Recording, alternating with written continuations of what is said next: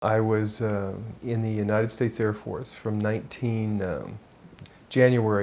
18th, 1964 until October 18th, 1968. I got out of the Air Force 4 months early to go back to school, basically.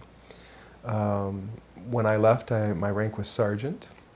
I had a top secret crypto security clearance. I had worked with Tactical Air Command in Langley Air Force Base in Virginia, the 44th Reconnaissance Technical Group.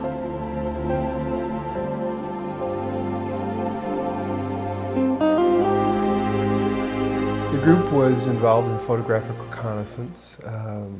They were working with the U-2 planes, the spy satellite photography before anyone knew we had it at that point in time. No one knew that we were doing spy photography, spy satellite photography.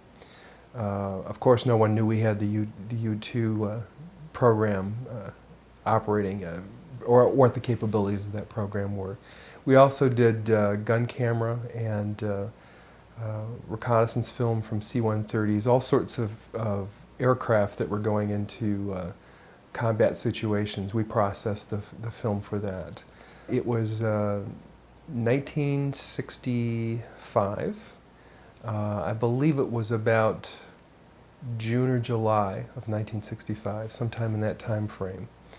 My boss came to me. I was working in a color lab at that time. I was a technician, photographic technician, with a background in electronics. I'd been trained in electronic photographic repair in Colorado at Lowry Air Force Base. Actually, the school was a year long. The organization that I was in was a brand new installation. It was put in place to facilitate the escalation of the Vietnam War. So we were in a new facility. I had come there in January of 1965 to start that facility up. We installed all the equipment. There were everything from printing presses. We were doing map making as well. We were also, one of the things we were involved in was doing automatic terrain sensing. We had simulators that did terrain. You put a huge map in the facility, in the simulator, a terrain map, and you flew a camera over that and did a recording of the terrain, and then they installed that film in a plane, and the plane could then fly in under radar. It was called ATRAN, and no one knew we had that capability at the time as well. So we were installing all of that equipment. At any rate, I was in a color lab one day when my boss, Staff Sergeant Taylor, came over to me and said that they were having a problem with some equipment on the base, and it was the first lunar orbiter program, where they had a mission to pretty much locate the first landing sites for the 1969 lunar mission for the astronauts. So at any rate, he said they were having some problem with equipment over there. It was a similar equipment that we had. It was computerized contact printing equipment. And he wanted to know if I would go over and take a look at it. And he said to me, it's an NSA facility. And at the time, I didn't know what NSA was. I was pretty naive, and I thought he said NASA. So in my mind, for a long time, I thought it was a NASA facility that I'd gone to. But I remembered him saying NSA and converting it in my own mind to NASA. And for viewers, the NSA is? It's the National Security Agency. And I didn't know much about the National Security Agency until probably 10 or 15 years ago. Now the interesting thing, when my boss came to me at that point in time, I only had a top secret security clearance. I didn't get my crypto security clearance for a few more weeks. It takes years to get a high-level security clearance like that, and they start that when you're in school. And only the honor graduates from these schools are the people who get the high-level security clearances. They also get to choose their duty assignment, which is really quite nice. It just was a fluke. I just happened to be well prepared for what I was doing when I went to school.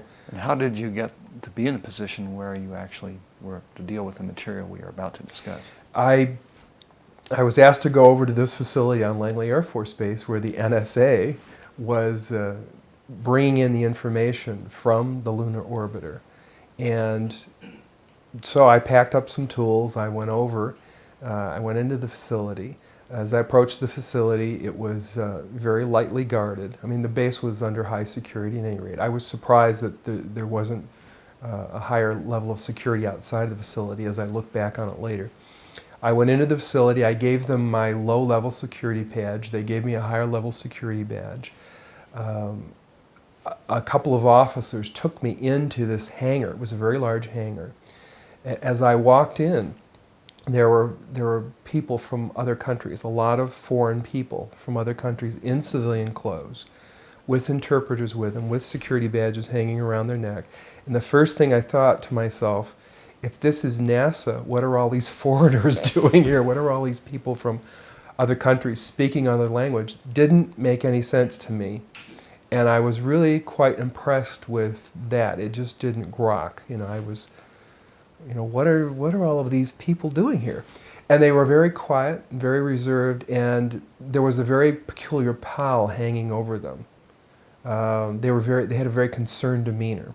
Okay, so they took me into this laboratory. I took a look at the equipment. There was an airman second class in there. I was an airman second class as well. He turned the equipment on and put it through its paces. It didn't do what it was supposed to do. I saw what was going on with it. I said, I need to do some troubleshooting on it. It had little printed circuit boards in it with discrete components at that time. It was before we had integrated circuits. And I said to him, we'll have to take this thing out of the lab if we're going to work on it. We can't work on it in here in the darkroom environment. So he called someone to get some people to come in and move it. It was about the size of a small apartment refrigerator. It wasn't something you could easily move. So everyone left the facility, left the darkroom, except this airman second class and myself. And we're in, waiting for someone to come to remove this piece of equipment. So while I'm in there, I said to him, I'm really fascinated with this process. How did they get the images from the lunar orbiter to the laboratory here?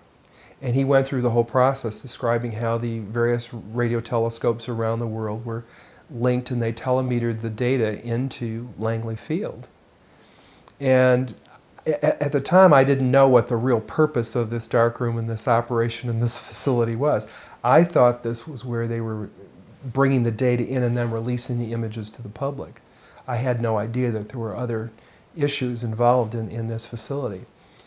So he starts telling me all of this information, and I knew that what we were doing was classified anyway, and that he could only share a certain level of what he was doing with me because of the compartmentalized nature of our jobs. At any rate, he told me how everything worked. He showed me the equipment where the digital information came in, where it was converted to photographic images. They were doing 35 millimeter strips of film at that time, which were then assembled into 18.5 by 11 inch mosaics, they were called. There was a digital signature and a grayscale on every 35 millimeter strip. And those strips were from successive passes around the moon, and they would take and build up a photograph. They would scan one section of the moon, then another and another, and then they would get a larger image. So this mosaic then would be put in that contact printer, and that was then a print that was issued to whomever, the press, the scientist, whatever, wherever that was intended to go. So he was showing me how all this worked, and we walked over to one side of the lab, and he said, by the way, we've discovered a base on the back side of the moon. And I said, whose? What do you mean, whose? He said, yes, we've discovered a base on the backside of the moon. And at that point, I became frightened, and I was a little terrified, thinking to myself that if anybody walks in the room now, I know we're in jeopardy, we're in trouble, because he shouldn't be giving me this information. I was fascinated by it, but I also knew that he was overstepping a boundary that he shouldn't be stepping over. And then he pulled out one of these mosaics and showed this base, which had geometric shapes. There were towers, there were spherical buildings, there were very tall towers, and things that looked somewhat like radar dishes, but they were large structures. So I didn't say any more to him because I was concerned again that somebody was going to come in at any moment, would catch us having this conversation, and we would be in real trouble. I realized that he was telling me this information because he didn't have anybody else to talk to. Now, probably in that laboratory, he was probably one of the few enlisted people, and he was a worker bee. And he had a high-level security clearance, obviously, but he couldn't share that information with anybody else. And in those days, we didn't. When you had your security clearance, you took it seriously. It isn't like today where people don't take these things seriously. We had a different set of morals and ethics and values. That's the way we were raised, and we stayed bound by those agreements. So it was rare that someone would do something like this, but this fellow and I were the same rank. I think he was very distressed. He had the same pallor and demeanor as the scientists outside the room. They were just as concerned as he was, and he needed to discuss it with somebody. So that was the end of it right there. I didn't take it any further than that. I just filed it away. But the interesting thing, every day that I went home, I would think to myself, I can't wait to hear about this on the news, And, so I'd turn on the TV and I'd look at the news to see if they're going to announce, we've discovered a base on the backside of the moon, being really naive, And of course, here it is 30-some years later, and we still haven't heard about it. But at the time, I had been given about 30 of these photographs. They weren't photographs with artifacts in them, but they were photographs from that contact printer. I had some of them autographed by Dr. Colley, who was the head of the project at that time. And when I left San Francisco a few years ago, I actually sold them all in a yard sale because I was tired of carrying them around. And I may have a couple of them filed away someplace, but it was probably one of the biggest mistakes I've ever made. What was really interesting is I'm not sure what the resolution on those photographs were, but I know that we could discern from the satellite photography we were doing at our installation, you could read the license number off a car at that point in time. So I know we had that level of technology available. Whether or not it was on that lunar orbiter, I don't know. And this also always brings to question, in my mind, why we're getting such low resolution on photographs that we receive from Mars and any of these other missions. The resolution of these photographs is very low, when we've had, since the early 60s, the capability of much higher resolution. So I'm not sure what that's all about. That question always comes up in my mind. If I compare it to what I'm seeing now, because I do have photographs that have artifacts in them that are similar to what I saw, they're massive. Some of the structures are, half a mile in size. So they're huge structures. Yeah, and they're all different size structures in different photographs. You would have to have an above top secret security clearance, which generally would be cryptologic or above. In my case, I ultimately did have a cryptologic security clearance, and when I did have that clearance, I had access to all of the imagery from the U-2s, from the satellite photography. I had access to everything we were doing. Now, the thing that was interesting about my job as an electronics technician, I got to go into every area of the facility. I got to go into the war room at SAC, Strategic Air Command, and did maintenance on equipment there. So I would see a lot of data that people generally wouldn't see with my rank. Normally you would go into your job, you'd do your one little task. If you were a photographic interpreter, that's all you did. You didn't discuss what you did with anyone else. If you worked on U2 imagery, you worked on U2 imagery. If you worked on satellite imagery, you worked on satellite imagery. But you didn't discuss your job with anyone else. And you only did your task. If you were a photographic processor, you only processed the images. You were not allowed to discuss what you saw in those images with anyone else. We were briefed extensively about what this compartmentalization looked like. You didn't have conversations about what you were doing. So for me, I got to go into all these different areas and see what each of these people were doing, and some of them did share what they were doing. They would have photographs of the missile emplacements above their desk that they'd discovered, or they'd have photographs of the missiles on the decks of the Russian aircraft carriers, or I'd see various fresh spoil from a satellite photography around a missile emplacement in the Sinai Peninsula, as an example. We had in one room in our organization, we had a map of the Sinai Peninsula at that time that was made up from satellite photography. It was a mosaic. And it was 60 feet high and 60 feet wide. It was massive with great detail. So, I mean, it was fascinating. And I saw vehicles, and I saw vehicles on these satellite photography that you could read the license plate on. They actually showed me that, so I know that that was something that was real. At any rate, getting back to the compartmentalization, I had access to lots of different areas only because I was a technician moving from area to area. The only other person that would have had that kind of access would have been an officer with a high-level security clearance that had a need to know. Bottom line, if you didn't have a need to know, there wasn't any reason to discuss what you knew with anyone else. And even if someone asked, if they didn't have a need to know and they didn't have a security clearance, you couldn't discuss it with them. Everyone wears a security badge with a specific color, and you know that that color represents a specific level of security clearance. And as you move from area to area within an organization, you get into higher and higher levels of secure area. You'll go through a gate, you go into a vault, you exchange your badge for another badge of a higher level of security. You're briefed on your job as to what your level of conversation can be with another person. You know, I was told, don't ask, don't discuss, just go in and fix the equipment. We'd sit down with a security officer, and he would review what your activities were, what you were doing, what you were allowed to do. They didn't ask you what you'd seen, they knew what I was seeing because they knew what I had access to. I was told to be very cautious when I was off base. I was told not to drink. I was told not to get intoxicated. I was told not to do drugs.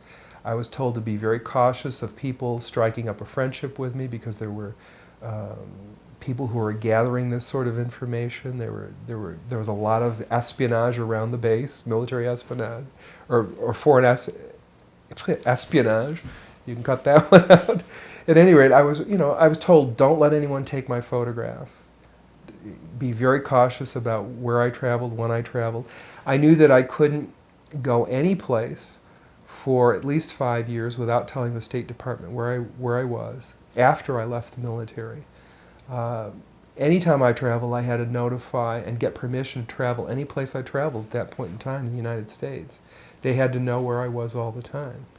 We were told that when we traveled over a foreign area, as an example, if we went to Vietnam, there was always someone there with us, with a gun, ready to annihilate us, basically, if we should fall into the hands of the enemy. They didn't want the enemy to get us. We would be killed instead.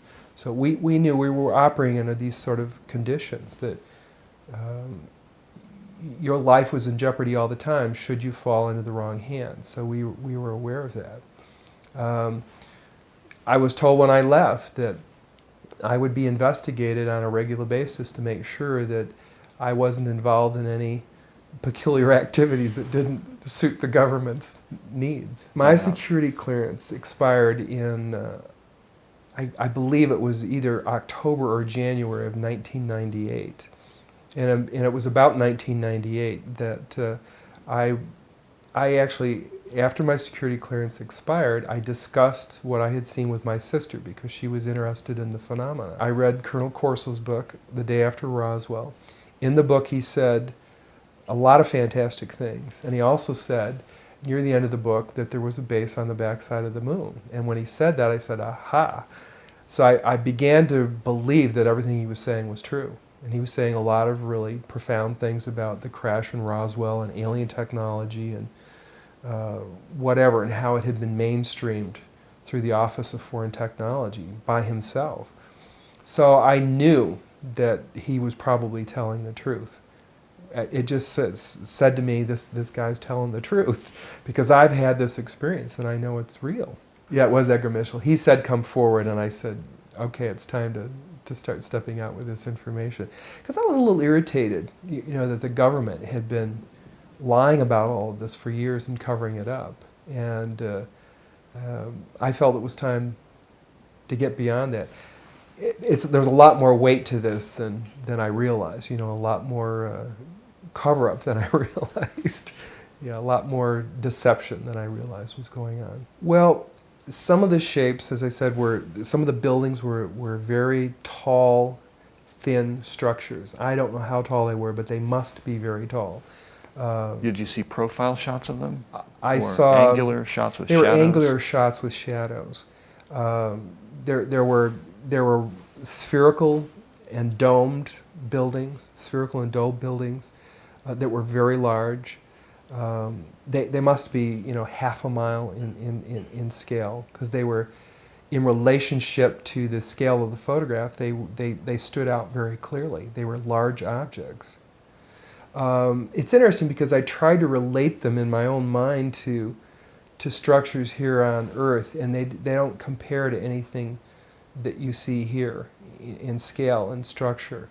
They're similar to a degree. I tried to relate them to metal structures, and I couldn't see a metal definition. They're more like a stone structure, but a fabricated stone. Some of the buildings seem to have very reflective surfaces on them. A couple of structures that I saw reminded me of cooling towers at power generating plants. They had that sort of a shape. Some of them were just very, very straight and tall with a flat top. Some of them were round. Some of them looked like a Quonset hut, with a domed kind of, like a greenhouse. And all of these buildings were clustered together centrally? The particular shot that I saw, there were several clustered together over a landscape, a fairly large landscape. Mm-hmm. There was one building that had a dish-like shape to it, but it was very large. It looked like a radar dish, but it was a building. It could have been a radar dish. There was another building near it with a truncated top, with an angular top that was truncated. I didn't want to look at it any longer than that because I felt that my life was in jeopardy. Do you understand what I'm saying? I would love to have looked at it longer. I would have loved to have had copies. I would love to have, said more about it or discussed it more, but I knew I couldn't. And I knew that young fellow who was sharing this was really, really overstepping his bounds at that point. I felt that he just needed somebody to talk to. He hadn't discussed it, couldn't discuss it, and he wasn't doing it for any ulterior motive other than the fact that I think he had the weight of this thing on him, and it was distressing to him. It was whitish disc, totally silent apparently, flying extremely fast, and it had a bluish light on top, on the apex. It was that bluish colour that you get in arc welding, and that was coming on rhythmically, so that as it went across the sky, you could say it's coming on there, got to come on there, got to come on there, got to come on there.